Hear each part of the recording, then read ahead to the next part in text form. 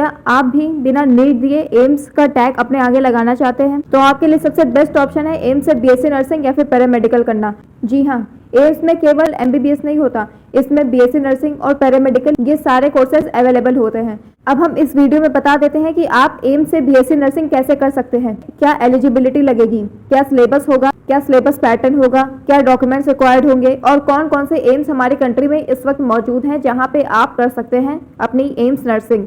तो इस वीडियो में अभी हम नर्सिंग के बारे में बताते हैं। अगले वीडियो में हम आपको एम्स पैरामेडिकल यानी आप एम्स से पैरामेडिकल कैसे कर सकते हैं हम वो बताएंगे। इस वीडियो को अभी हम स्टार्ट करते हैं। तो अगर आपने 11th-12th में बायो ली है, पीसीबी ली है, तो आप इस कोर्स को करने के लिए एलिजिबल हो जाते हैं। अब इसमें एक दिक्कत बैठती है कि जो एम्स दिल्ली है ना, वहाँ पे केवल गर्ल्स ही अपना एडमिशन ले सकती हैं।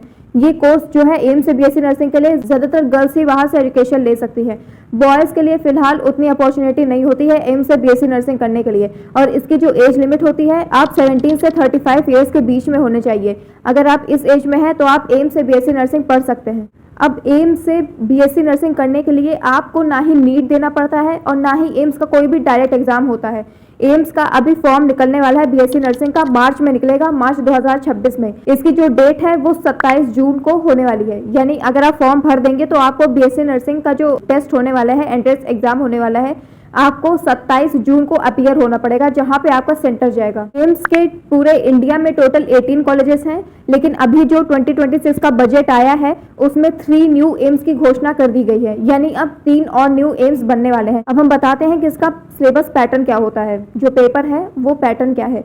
तो आपको 11th और 12th की पीसीबी पढ़नी है, फिजिक्स केमिस्ट्री बायो। ये पूरा एनसीईआरटी बेस्ड इसमें न्यूमेरिकल्स आते हैं। आपको बाहर से जितना मतलब नीट के लिए आपको पढ़ना पड़ता है उतना इसके लिए नहीं पढ़ना पड़ता। खाली जो न्यूमेरिकल्स हैं और जो खाली थ्योरी है वो पूरी एनसीईआरटी बेस्ड ही आती है। फिजिक्स केमिस्ट्री बायो ये 11th की और 12th की, ठीक है। और फिर उसके बाद एक और एडिशनल सब्जेक्ट होता है जो कि होता है जीके।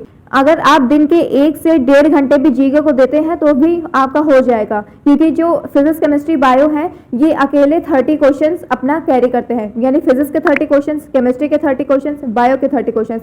जो जीके है उसके खाली 10 क्वेश्चंस ही आते हैं। टोटल मिला करके आपके 100 मार्क्स का ये पेपर बनता है। 100 एमसीक्यूज होते हैं, 100 मार्क्स का पूरा पेपर होता है। कंप्यूटर बेस्ड आपका टेस्ट होता है और इसमें नेगेटिव मार्किंग भी होती है। अगर आप एक क्वेश्चन रॉन्ग करते हैं तो 1/3 मार्क्स आपके डिडक्ट होते हैं। ये पेपर बाइलिंगुअल होता है, हिंदी और इंग्लिश इसमें दोनों लैंग्वेजेस होती है। आप ये फॉर्म भरते हैं तो भरने के बाद जब आपका सिलेक्शन हो जाता है तो काउंसलिंग होती है। तो राउंड 1 और राउंड 2 की जो काउंसलिंग होती है वो बिल्कुल फ्री ऑफ कॉस्ट होती है। लेकिन जो तीसरी काउंसलिंग होती है, ओपन राउंड की काउंसलिंग, ठीक है, वो उसमें आपको 25,000 रुपए देने पड़ते हैं। 25,000 आपको रुपीज सबमिट करने पड़ते हैं एज अ सिक्योरिटी डिपॉजिट कि हम अपनी सीट कंफर्म कर रहे हैं। बाद में ये रिफंड भी हो जाते हैं। इसका एग्जाम होने वाला है 27 जून को, सैटरडे है उस दिन, ठीक है, 27 जून 2026। और जो रिजल्ट आएगा वो आएगा 4 जुलाई को, 4 जुलाई 2026। दोनों का ही डे सैटरडे है। अब हम बताते हैं कि जब आपको फॉर्म भरना है तो आपको कितनी फीस सबमिट करनी है। तो जनरल और जो ओबीसी वाले हैं ना, इनको 2,000 रुपए सबमिट करने हैं और जो SC ST वाले हैं इनको 1600 रुपीज सबमिट करने हैं। अब हम बता देते हैं कि फॉर्म फिलअप करने के लिए आपको कौन कौन से डॉक्यूमेंट्स चाहिए होंगे।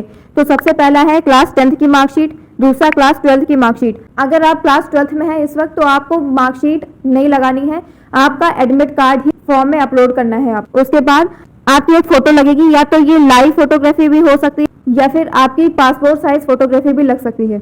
उसके बाद आपका सिग्नेचर लगना है।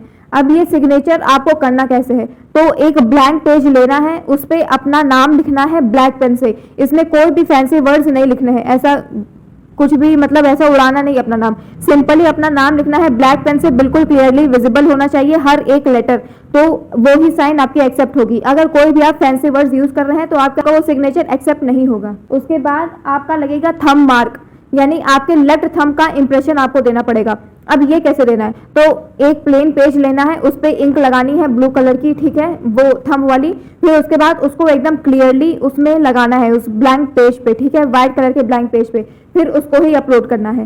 कोई भी रूल्ड नोटबुक आप लोग मत यूज करिएगा, ना ही सिग्नेचर में ना ही थंब इंप्रेशन में, वरना वो नहीं लेगा, है ना, उसके चांसेस ज्यादा है कि वो रिजेक्ट हो जाए। फिर उसके बाद आपका कास्ट सर्टिफिकेट लगेगा और आपका आधार कार्ड लगेगा।